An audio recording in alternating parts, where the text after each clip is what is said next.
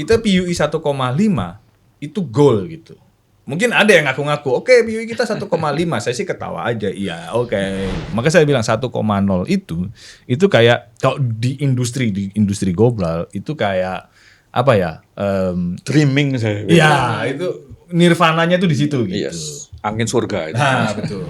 Untuk membuat undang-undang itu dicabut itu meetingnya, lapatnya itu berkali-kali dan berlarut-larut. Betul. Gitu. Jadi mungkin lebih efisien kalau dibiarin aja.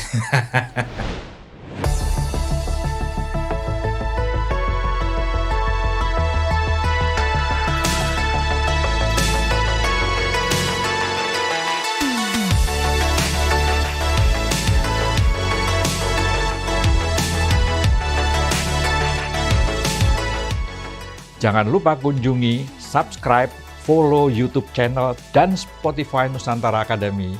Dan nyalakan notifikasi agar selalu update konten-konten eksklusif lainnya.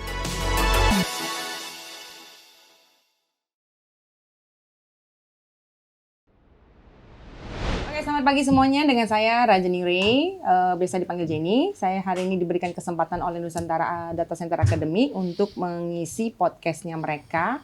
Di mana pada hari ini topiknya itu adalah data center, opportunity, green data center, opportunity dan implementasi challenge di Indonesia.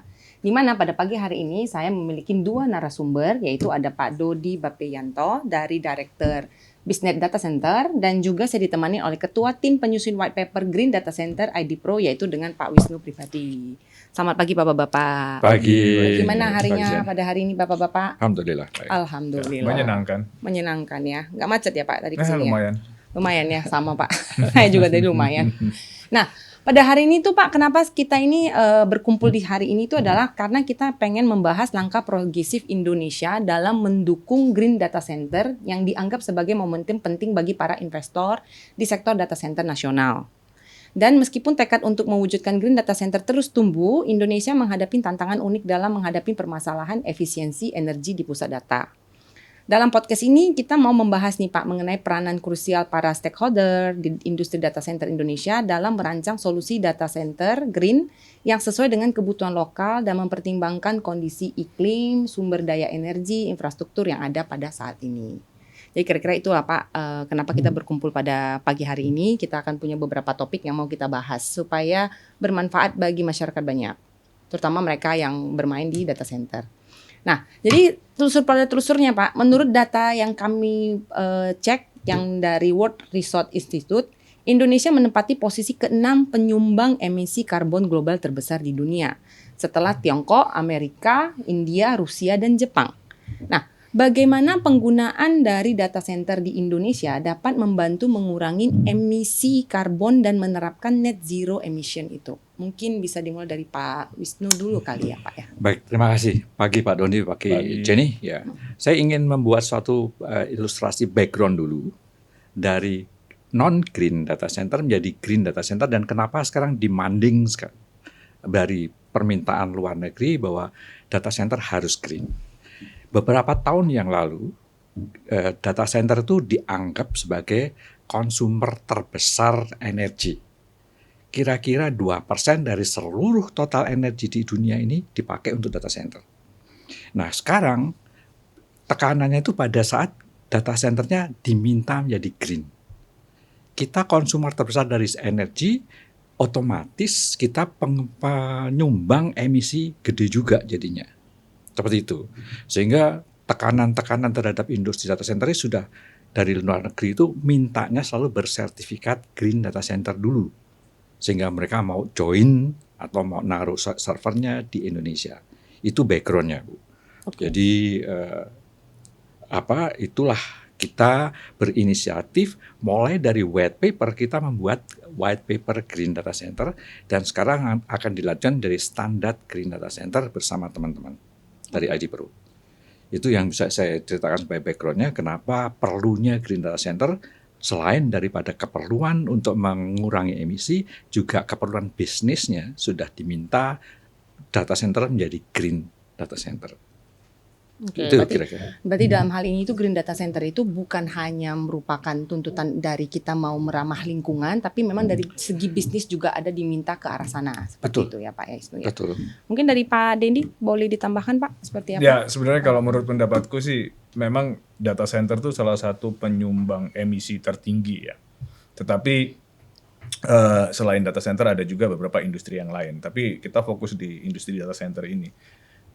Memang kalau kita bisa melakukan penghijauan atau greenization di data center, mungkin itu akan menyumbang penurunan emisi yang tinggi yang di Indonesia ini. Tapi ini juga harus didukung oleh satu teknologi dan dua dari sisi regulasi. Nah ini mungkin nanti perlu ada Pak Wisnu di sini. Ya beliau kan juga sebagai staf ahli di kementerian ya. Jadi mungkin kita bisa belajar banyak juga gitu. Oke. Jadi bukan staf ahli Pak, karena komisi teknis itu Nah, beda. itu staf ahli Pak. Tuntutan juga ya Pak ya Nah, ya. untuk menjadi ahli. Nah, Nah, kalau kita ngomongin green data center, sebenarnya green data center itu sebenarnya apa sih Pak? Apakah green data center ini menggunakan energi yang terbaru ataukah ada hal lain yang menyatakan itu adalah green data center? Gimana ini menurut Nah, Bapak? yang sedang kami susun ini Bu, sebagai lanjutan dari white paper, itu green data center itu akan memiliki 3 pilar. 3 pilar itu saya anggap sebagai 3 fokus. Satu, sustainability, termasuk jangan mempergunakan fosil lagi energinya.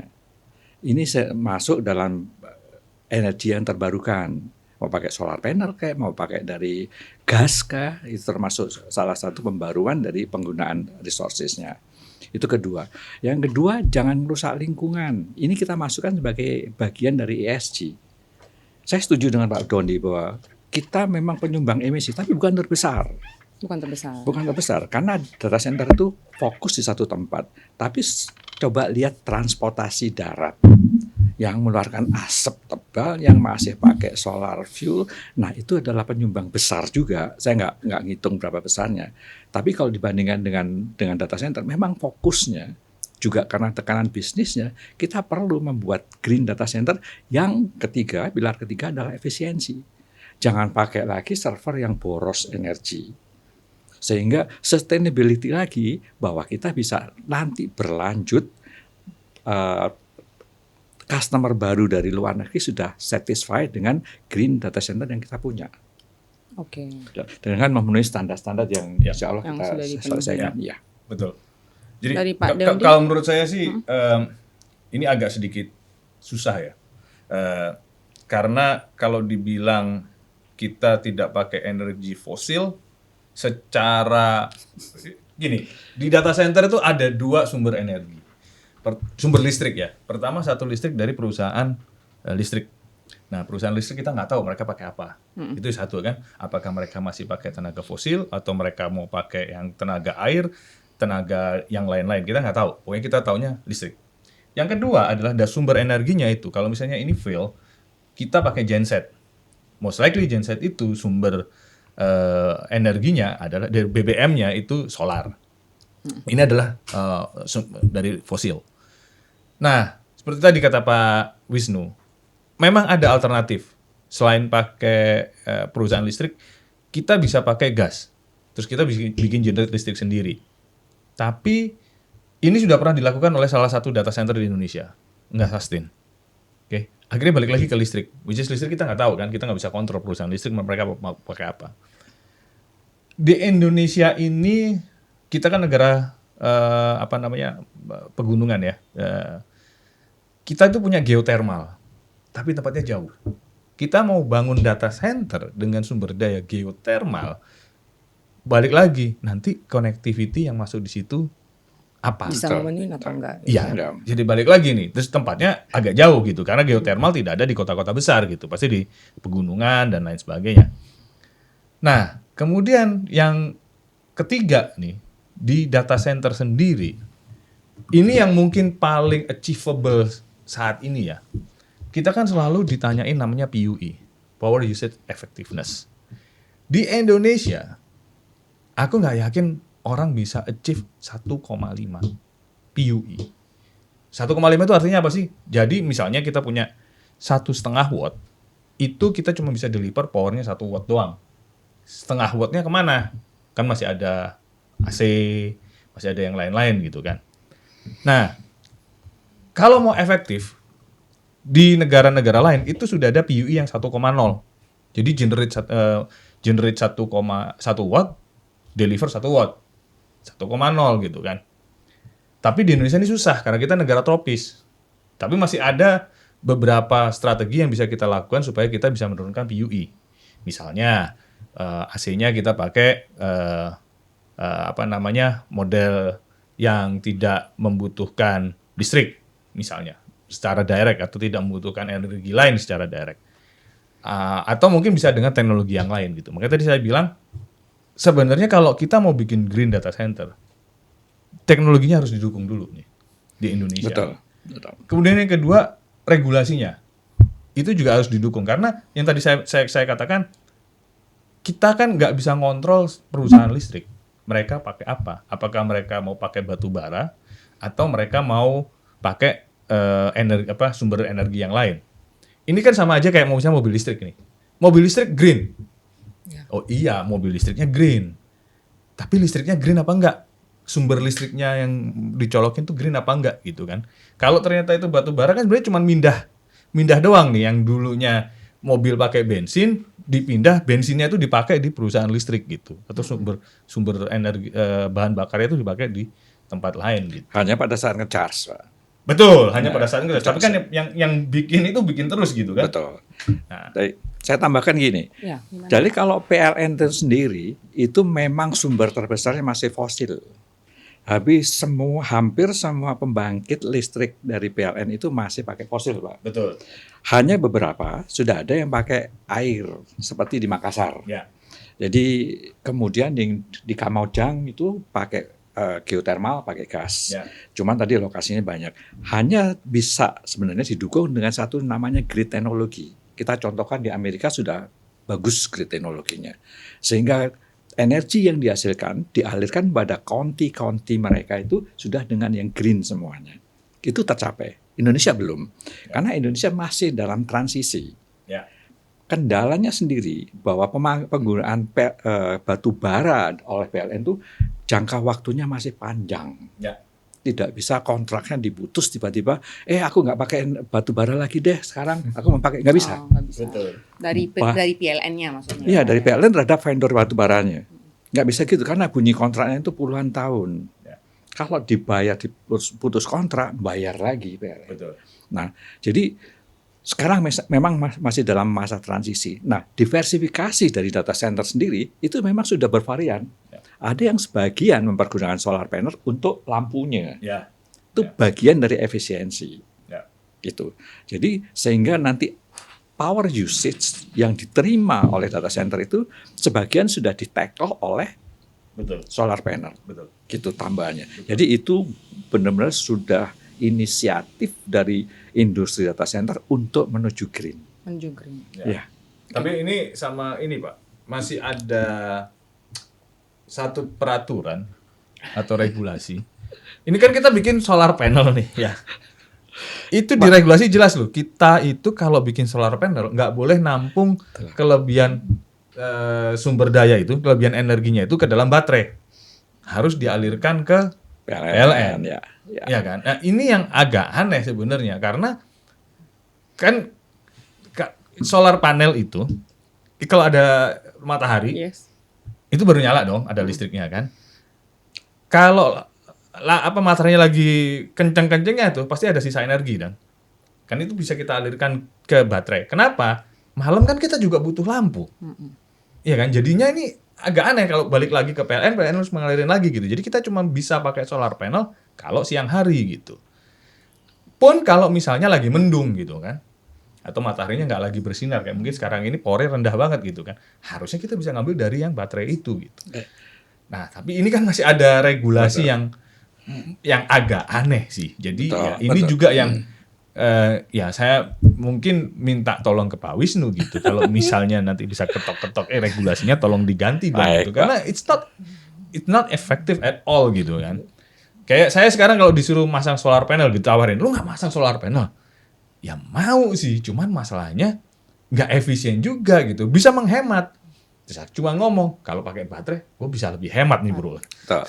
Gini Pak, jadi Tapi sedikit nih Pak, sorry. Tadi kan lagi ngomongin solar panel, terus ada aturan regulasinya. Ya. Nah kalau kita boleh tahu nih dikit, dari bisnis sendiri sekarang dia menggunakan hanya koneksi dengan PLN atau dengan solar panel atau gimana? Kalau kita ada solar panel, Ada juga. pastilah kita ada solar panel. Karena kita juga seperti tadi Pak Wisnu, kita ada pressure dari industri untuk deliver green teknologi kan. Salah satunya apa ya, solar panel. Di data center kita, seperti kata Pak Wisnu bilang benar, beberapa non critical load itu kita handle pakai solar panel. Tapi itu cuma siang hari doang gitu. Malam hari. ini baik Pak Dondi. Jadi sebenarnya solar panel itu bagusnya kalau baterainya itu bisa nyimpen pada saat matahari on. Betul. Oke. Masalahnya solar panel itu memerlukan lahan yang besar untuk menghasilkan 1 megawatt. Ya, Itu. betul. Jadi seperti yang terjadi di Cirata itu sekian hektar hanya bisa menghasilkan 1 megawatt. Which is nggak cukup untuk satu data center. Ya. Sedangkan kebutuhan data center itu udah puluhan megawatt. Catatan dari ID Pro sampai dengan tahun 2030 kalau nggak salah, kebutuhan megawatt dari data center sudah akan mencapai 200 megawatt. Ya, Termasuk punya Pak Brandi ini nanti nggak Ya. tahu minta jadi berapa nanti. ya. Gitu. Nah kalau ngomongin tadi tentang ke Pak Dendi, kan Bapak dari bisnis nih. Mas sekarang bisnis tuh sudah di mana aja sih Pak lokasinya Pak? Kita Kalau data boleh center share. ada di data center untuk kita ada 2 tipe data center ya. Kita punya compute data center, kita punya edge data center. Compute data center kita ada di Cimanggis 1, kemudian yang 2 di Jakarta di Mid Plaza. Tapi yang edge kita ada di Surabaya, di Jogja. Nah, kita lagi bangun di Semarang sama di Medan sekarang. Oke. Mudah-mudahan kalau mau bangun ngajak aku dia biasanya. Boleh juga aku diajak Pak, aku juga Boleh, pengen siap. lihat ini lokasinya. Saya sih pengen jalan-jalan aja Pak Doni. Karena kalau bangun data center udah rasanya saya udah bosen itu lagi tuh. Oke. Nah, ini Pak kita, sorry nih Pak Wisnu, Nah. agak mau lebih menanyakan lagi. Ini kan kita tadi lagi ngomongin tentang non-green data center. Yang kita mau, kalau misalnya dari non-green data center itu mau ditransisi dari mereka-mereka ini kan sekarang sudah punya data center. Ya. Data center ini kan kita nggak memiliki banyak informasi ya, apakah mereka sudah green atau belum. Nah, let's say dari mereka ini yang mau ditransisi menjadi green. Itu kalau misalnya mau ditransisi menjadi green, sumber daya apa aja yang diperlukan dan harus disediakan untuk mendukung proses ini bagi mereka-mereka yang sudah punya data center? Baik. Yang pertama, kita harus melihat emisi terbesar yang dihasilkan oleh perangkat data centernya sendiri. Yang paling jelas adalah generator. Ya. Tapi generator tidak dipergunakan setiap saat, hanya pada saat emergency. Ya. Oke. Nah, generator pun sekarang sudah banyak teknologi yang pakai green energy. Ya. Selain gasnya. Kemudian yang lebih efisien lagi ada yang pakai rotary engine. Rotary engine itu dengan satu source akan diputar 2 kali, 2-3 kali sehingga lebih efisien. Saya nggak nyebutin teknologinya, tapi itu ada pakai rotary engine. Rotary engine. UPS-nya. Diesel sudah, UPS sudah, kemudian servernya. Server itu kalau processingnya lagi kenceng, end of month, end of day, untuk banking segala macam, itu yang dikeluarkan panasnya itu audzubillah saya bilang. Itu yang emisi gedenya. Betul. Sehingga itulah sasaran yang harus kita transisi untuk pelan-pelan kita rubah. Saya tahu kan di data center itu kalau ngeluarin cost-nya itu buset sampai ke CEO minta satu server aja ganti. Tapi ayo kita pelan-pelan pada saat pemilihan equipment baru kita sudah memilih mana emisi yang dikeluarkan paling kecil.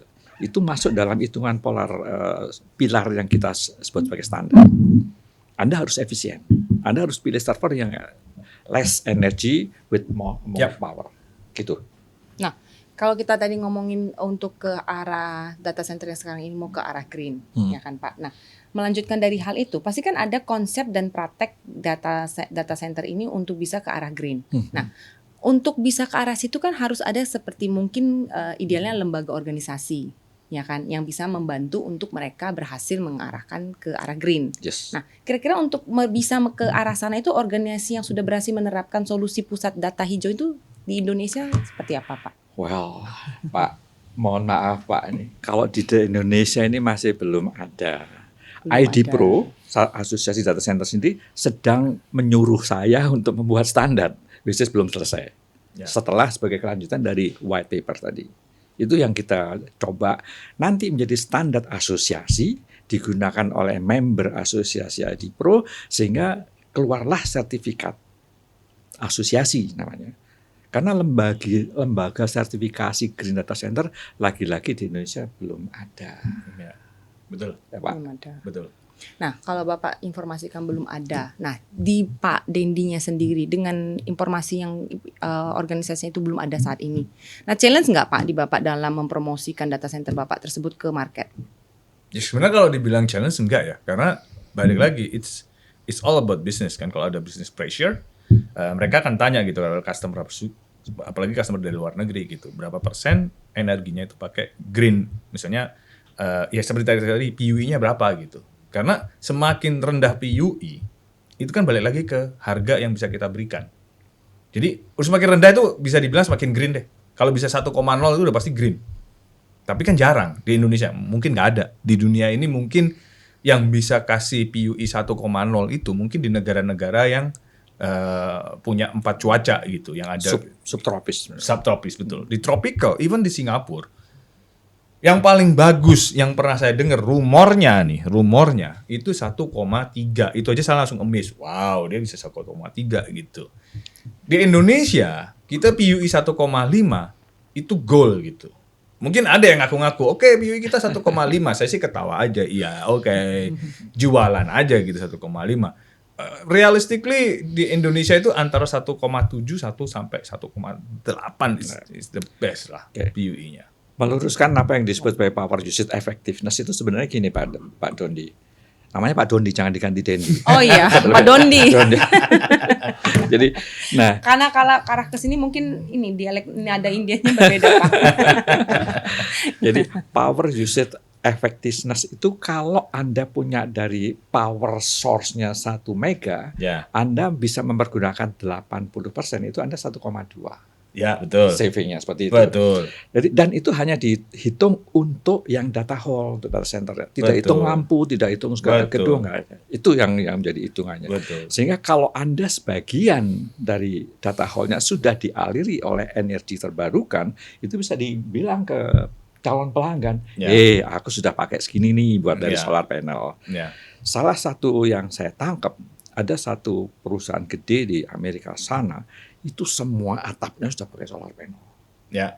Ya kan, Pak Ya. Dondi udah tahu itu, mungkin bisa dicontoh. Tapi kalau di Indonesia yang mataharinya berlimpah-limpah, kendalanya tadi, boleh nggak kita simpan dalam Ya. baterai supaya Ya. kita pakai dalam sore hari atau malam hari atau mendung. Betul. Nah, pemakaian baterainya itu sendiri memerlukan tempat. Nggak seperti baterai kecil ABC yang bisa kita tenteng kemana-mana. Baterai penyimpan solar, hasil solar panel itu juga memerlukan tempat. Ya. Nah, kita tahu data center itu biasanya sudah dibangun dulu, tidak memikirkan nanti tempat baterainya di Nah, mana. itu dia, Pak. Itu dia, Pak. Masalah regulasi, Pak Doni, mohon maaf, ini negara tercinta kita itu, dan juga negara-negara lain, regulasi itu selalu ketinggalan. Betul. Betul. Makanya saya nggak mau jadi nyalonkan ke Senayan sana itu. Saya tahu kerjanya pasti akan seperti itu. Nggak, tapi kan mungkin kita tahu kan regulasi yang lama itu dibangun atau dibuat itu ketika satu teknologi itu dianggap sebagai ancaman kan. Yes. Tapi sekarang kan teknologi ini kan bukan ancaman. Teknologi yang sekarang ini, solar panel atau teknologi terbarukan itu sudah merupakan satu kebutuhan. Ya kan? Sama kayak zaman VoIP. Dulu VoIP dilarang. Sekarang siapa mau ngelarang VoIP? Orang kita tiap hari pakai VoIP, WhatsApp call itu VoIP gitu kan. Siapa yang mau ngelarang gitu? Orang nggak boleh pakai WhatsApp call gitu, nggak bisa gitu sekarang. Tapi apakah regulasi VoIP itu sudah dicabut? Seingat saya juga belum sih. Nah, saya karena banyak di Kominfo sama BSSN tuh tahu hal-hal seperti gitu tuh secara ringkas saja Pak ya. Untuk membuat undang-undang itu dicabut itu meetingnya, lapatnya itu berkali-kali dan berlarut-larut. Betul. Gitu. Jadi mungkin lebih efisien kalau dibiarin aja. Nah Seperti itu dia. Ya seperti VoIP itu Pak. Yes. Gitu. Seperti VoIP itu. Jadi menurut saya balik lagi Pak. Ya tadi kita ngomong PUI gitu kan. Kalau orang bisa deliver 1 mega terus deliver ke powernya itu 800 1,2 kan. Ini yang sebenarnya mungkin pertama kali yang harus kita lakukan untuk melakukan Transisi. efisiensi. Efisiensi kita semakin bikin lebih rendah gitu. Seperti saya bilang 1,0 itu nggak akan mungkin di Indonesia. Di Indonesia. Tapi kita bisa masuk mulai dulu nih goalnya 1,5 dulu deh. 1,5. Jadi kalau 1,5 berarti kita 1 megawatt kita deliver Yang setengah kan? Ya. Ya. Jadi, 500. tapi juga PUI 1,0 itu juga berbahaya loh Pak, kalau menurut saya. Ya. Kalau tiba-tiba customer Anda datang dengan 5 server, Anda masih tetap 1,0, jatuh listriknya. Ya. Nah, kalau jatuhnya listrik, diesel harus jalan, Ya. cost lagi. Ya. Dan Anda harus memperbaiki lagi mana aliran yang saya prioritaskan untuk data center, mana yang non-kritikal yang saya harus prioritaskan. Ya. Jadi, dan PUI itu juga dihitung secara periodik, Pak. Betul. Tidak bisa sekarang saya 1,0, besok 1,0. Nggak Enggak bisa. mungkin. Nggak bisa. Enggak mungkin. Itu kan average Pak. Jadi Yes. average rata-rata yang kita deliver ke pelanggan sekitar berapa Betul. gitu. Maka saya bilang 1,0 itu kayak kalau di industri global itu kayak apa ya? Dreaming saya. Ya itu nirvananya tuh di situ gitu. Yes. Angin surga itu. Nah betul.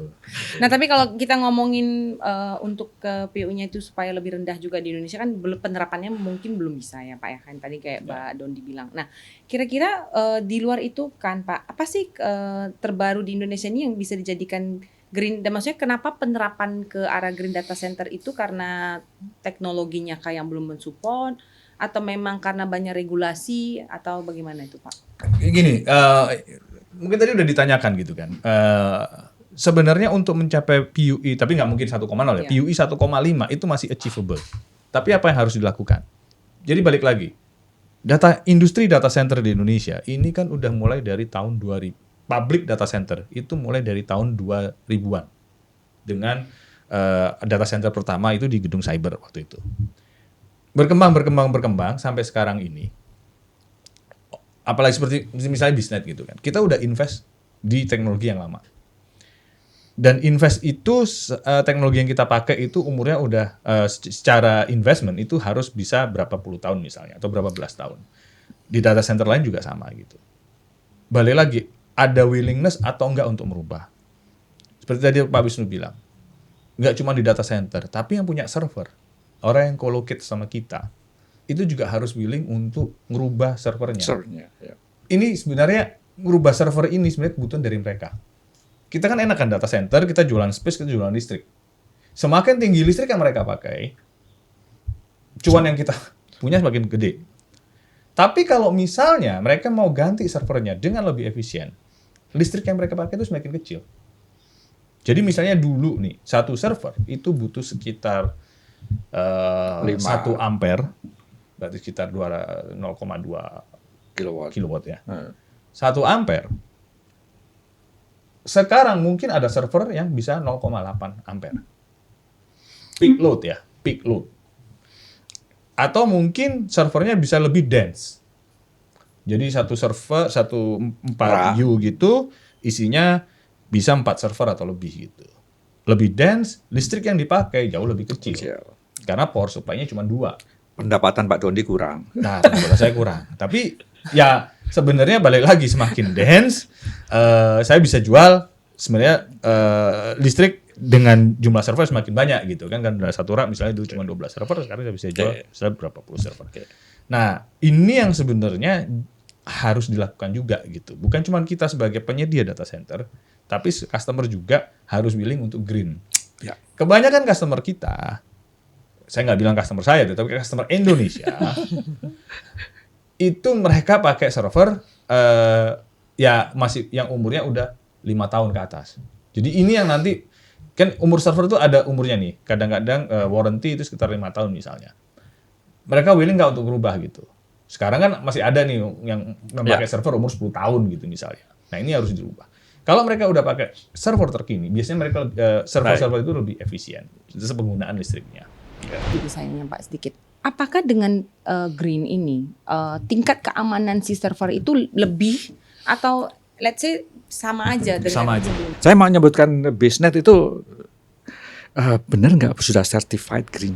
Buka samping data center jadi kebun singkong misalkan.